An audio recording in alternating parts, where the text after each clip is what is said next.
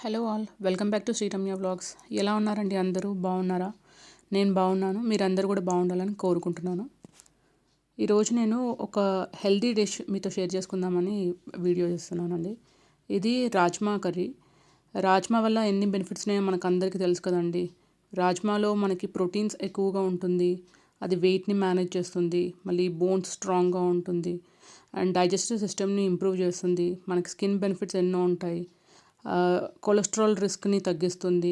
Blood ప్రెషర్ని తగ్గిస్తుంది. డయాబెటిక్స్కి మంచిది. అలాగే మనకి హార్ట్ డిసీజ్ తగ్గిస్తుంది. ఇన్ని బెనిఫిట్స్ ఉన్న రాజ్మా కర్రీని మనము మన డైట్లో ఇంక్లూడ్ చేసుకోవాలి కదండి. సో నేను ఈరోజు మీకు రాజ్మా కర్రీ నేను చేసే ప్రాసెస్ మీకు షేర్ చేస్తున్నాను. ముందుగా ఇది నానబెట్టాలండి. మంచి కడిగి నానబెట్టాలి. కనీసం 8 to 12 hours నానాలి.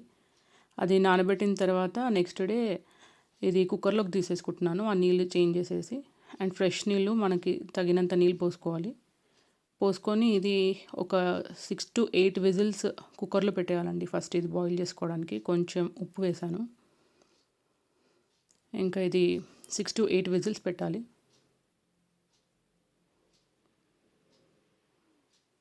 ఇంకా అది విజిల్స్ అయ్యేలోపు ఇంకా మనం ఇక్కడ ఇవన్నీ రెడీ చేసుకోవచ్చు. నేను ఒక 2 ఆనియన్స్ తీసుకున్నాను. అవి పెద్ద ముక్కలే కట్ చేస్తున్నాను, ఎందుకంటే ఇదంతా మిక్సీ చేయాలి కాబట్టి. ఒక 4 టమాటోస్ తీసుకున్నాను. ఒక గుప్పెడు కొత్తిమీర, ఒక 2-3 రెబ్బల కరివేపాకు, 4-5 పచ్చిమిర్చి, ఒక పిడికెడు పుదీనా.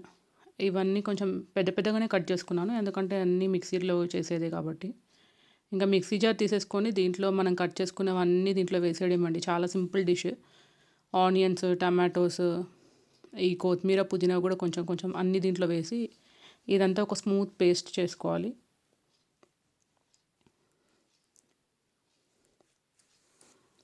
ఇవన్నీ ఇంకా దీంట్లో వేసుకొని ఇది మంచిగా బ్లెండ్ చేసుకోవాలి, స్మూత్ పేస్ట్ చేయాలి. ఇది చాలా సింపుల్ డిష్ అండి. మీరు ఒకవేళ ట్రై చేస్తే నాకు కామెంట్ సెక్షన్లో తెలియజేయండి. అండ్ మీరు ఎలా చేస్తారో, ఏ ప్రాసెస్లో చేస్తారో కూడా నాకు ఇన్ఫామ్ చేయండి. ఇది మనకి జీరా రైస్కి వాటికి చాలా కాంబినేషన్ బాగుంటుంది, చపాతీస్కి అలా. అండ్ ఇది కుక్కర్ చల్లగైపోయాక ఇది తీసేసానండి. ఇప్పుడు మనం వేరే ప్యాన్ పెట్టేసుకొని దాంట్లో ఒక 2 టేబుల్ స్పూన్స్ ఆయిల్ వేసుకోవాలి. ఆయిల్ వేసుకొని కొంచెం జీలకర్ర వేసాను, ఇంకా పచ్చిమిర్చి వేసాను, కొంచెం గరం మసాలా దినుసులు అలాంటివి వేసుకోవాలి. నేను ఇక్కడ ఏం వేయట్లేదు. కొంచెం అల్లం వెల్లుల్లి పేస్ట్ నేను పౌడర్ లాగానే వేసేస్తున్నాను, గరం మసాలా. ఇంకా ఇక్కడ కొంచెం వేసుకోవచ్చు తాలింపులో. అండ్ కొంచెం పసుపు వేసాను, ఒక 1 teaspoon. ఇదంతా కొంచెం ఆయిల్లో మంచిగా వేగనించాలి. అండ్ మనం మిక్సీ చేసుకున్న పేస్ట్ ఉంది కదా, ఆ పేస్ట్ మొత్తం దీంట్లో వేసేయడమే. ఇది కొంచెం దగ్గరకు అయ్యే వారికి దీంట్లో నీరంతా పోయి కొంచెం ఆయిల్ తేరే వారికి కొంచెం మంచిగా అప్పుడప్పుడు కలుపుతూ ఇది చూసుకుంటూ ఉండాలి. ఇది కొంచెం నీరు కంటెంట్ అనేది తగ్గిపోయి కొంచెం ఆయిల్ పైకి తేలుతుంది.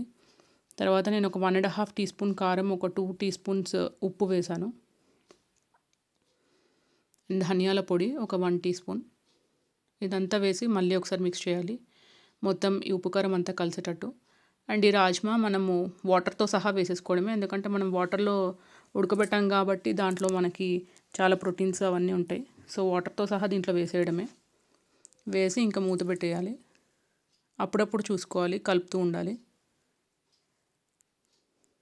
ఇంకా ఏదైనా ఉప్పు కారం టేస్ట్ చెక్ చేసుకోవాలి. ఏమైనా తగ్గిందనిపిస్తే ఈ టైంలో వేసేసుకోవాలి. అండ్ నాకైతే సరిపోయింది. అండ్ కొంచెం ధనియాల పొడి, కొంచెం గరం మసాలా వేస్తున్నాను దించే ముందు. అండ్ పైన కొద్దిగా పుదీనా, కొత్తిమీర వేసేస్తున్నాను. అంతే అండి, చాలా సింపుల్ డిష్ ఇది. ఈజీగా అయిపోతుంది. మనకి ఎప్పుడైనా కూరగాయలు లేనప్పుడు అలా ఈ రాజ్మా ఒకటి ఉంటే మనం ఇంకా ఈజీగా చేసేసుకోవచ్చు. ఇలా కన్సిస్టెన్సీ చెక్ చేసుకోవాలి, మనకి ఎంత కన్సిస్టెన్సీ ఉండాలి అనేది. ఇది కొంచెము మరీ థిక్ కాకముందే తీసేస్తున్నాను, ఎందుకంటే చల్లగైన తర్వాత మళ్ళీ కొంచెం థిక్ అవుతుంది. సో ఈ ప్రాసెస్లో తీసేస్తున్నాను అనమాట. Thank you all.